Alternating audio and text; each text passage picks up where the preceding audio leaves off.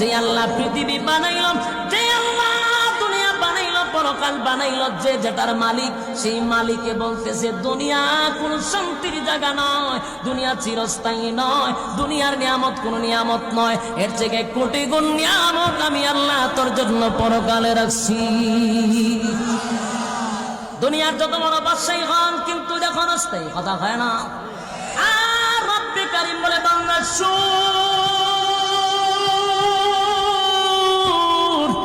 কোন রকম একটা জান্নাতি যদি জান্নাতে যায় রে, আমি আল্লাহ তার একটা রাজত্ব দিব।